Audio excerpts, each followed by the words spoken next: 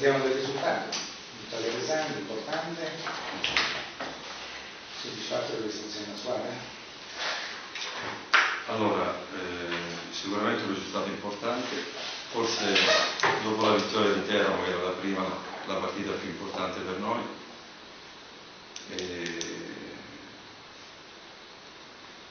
Sono sicuramente contento perché questa partita ci deve aiutare a crescere ancora di più l'autostima, a convincerci che possiamo e dobbiamo fare tanto di più. È chiaro che sul piano proprio evidentemente della qualità possiamo far meglio, dovremmo far meglio, però queste sono partite, un campionato difficile dove che poi devi essere bravo a capire il momento giusto e siamo stati bravi in questa partita, a sapere anche soffrire, a non perdere la testa come è successo con Pisa, aspettare, ricompattarci nel finale dove la squadra si è fatto meglio e quindi da questo punto di vista sono molto contento. È chiaro che il lavoro e la strada è lunga, però già da oggi ci siamo alzati le maniche in vista della partita di sabato. Quando un po' sul cattivo mi sembra di vedere Facilli che era un po' arrabbiato alla sostituzione, si si è chiarito lui nello scuola. No, non c'era niente da chiarire, come tutti i giocatori anche importanti per una squadra, non fa mai piacere rimanere fuori oppure essere sostituiti. Poi Facilli è anche un ragazzo generoso, vorrebbe dare tanto, quindi sono cose che ci stanno. Poi quello che devo chiarire, devo fare, lo faccio nello spogliatoio con i ragazzi. Già fatto? Sì, sì. Possiamo dire una prestazione un pochino al di sotto di quelle che erano le aspettative di Facilli, Verona e Sacramento? Merito ovviamente anche la Carrese. Sì, no. Allora qui c'è da fare chiarezza su un punto fondamentale. Io sono il primo autocritico di me stesso, quello che voglio di più rispetto alla qualità del gioco, però in un campionato è impossibile pensare di poter giocare sempre alla grande o in una partita stessa sempre al massimo, quindi dobbiamo capire la differenza che c'è tra partita e partita. Probabilmente la sofferenza che noi di tre attaccanti è dovuta anche al merito della Carrese, ma anche al demerito nostro di non aver messo in condizioni di rendere al massimo.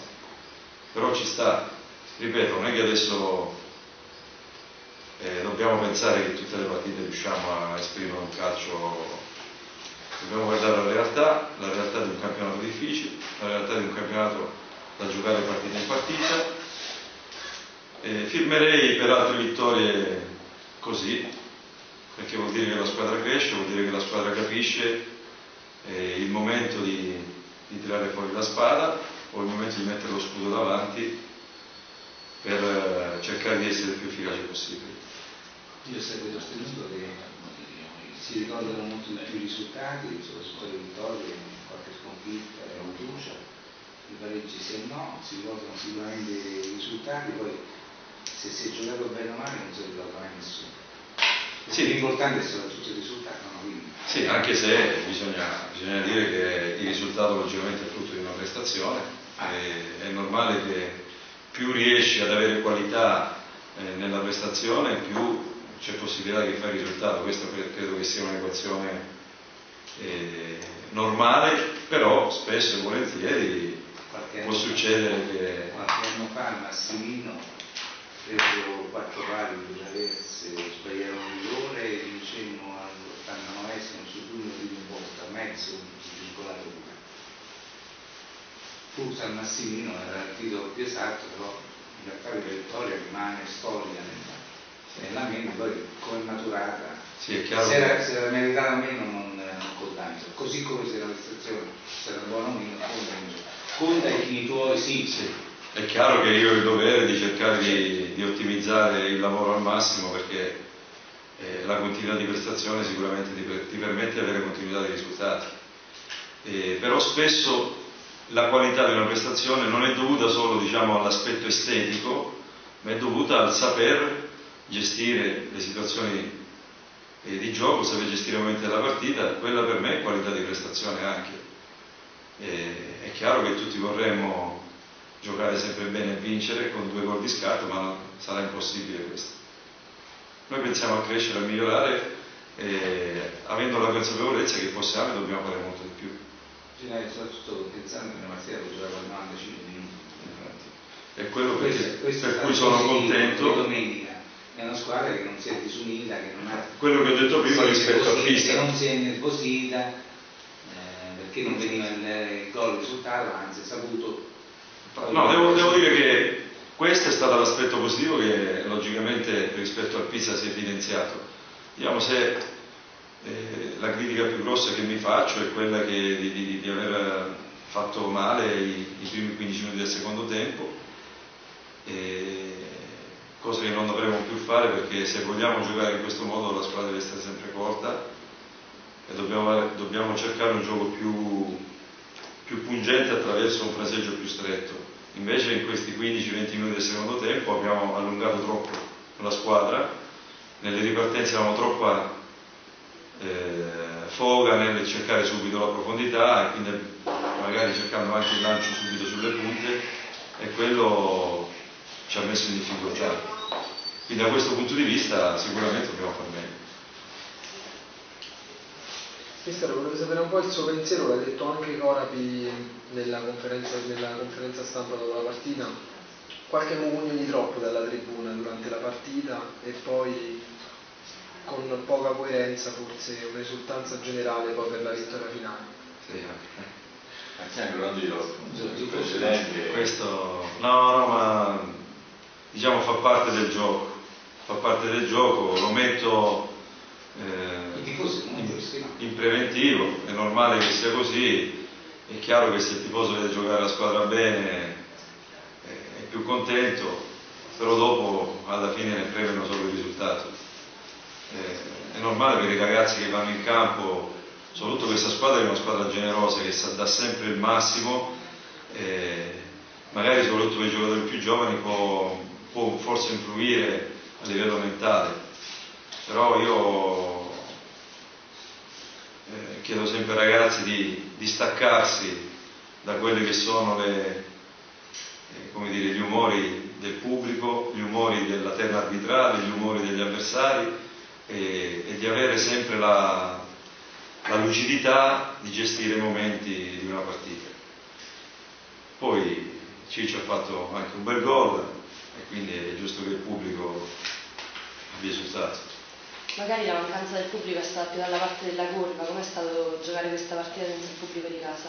Sì, effettivamente non so quanto, diciamo, i ragazzi ne abbiano sentito, però sono molto legati al pubblico e ci tengono tantissimo, e per noi la presenza della curva credo che sia fondamentale. Vedere una partita di calcio senza i propri tifosi, soprattutto quelli più calorosi tra virgolette, dispiace.